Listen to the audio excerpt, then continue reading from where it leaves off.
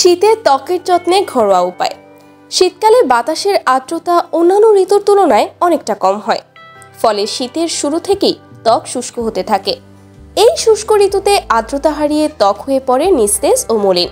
তবে একটু সচেতনতা ও যত্নের মাধ্যমে খুব সহজেই শীতকালে ত্বক স্বাস্থ্যকর রাখা সম্ভব।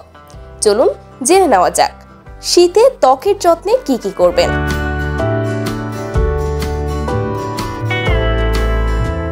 ময়শ্চারাইজ। শীতের শুষ্কতার হাত থেকে ত্বককে বাঁচাতে ময়শ্চারাইজারের তুলনা নেই।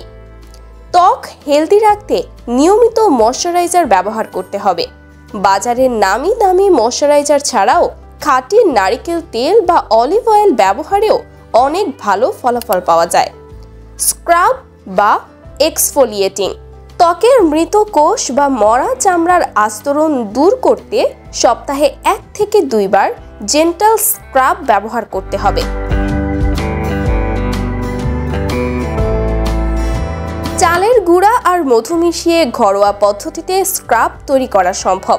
1 চামচ চালের গুঁড়ো ও 1 চামচ মধু একসাথে মিশিয়ে ভেজা ত্বকে আলতো হাতে 3 থেকে 5 মিনিট ঘষে হালকা গরম পানি দিয়ে ভালোভাবে ধুয়ে নিতে হবে।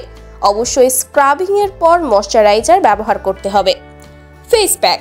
সপ্তাহে 2-3 বার দুধের সর, মধু ও বেসনের মিশ্রণ ব্যবহারে ত্বকের আর্দ্রতা বৃদ্ধি পাবে। পাশাপাশি এটি ত্বকের উজ্জ্বলতা বাড়াতেও সাহায্য করবে।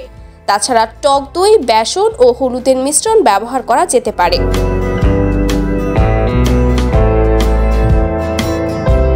কুসুম গরম পানিতে গোসল।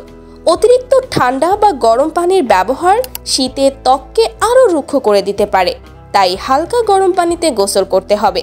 এছাড়া অতিরিক্ত ক্ষারযুক্ত সাবান ব্যবহার করা থেকে বিরত থাকতে হবে। এক্ষেত্রে গ্লিসারিন যুক্ত সাবান ব্যবহার করা যেতে পারে।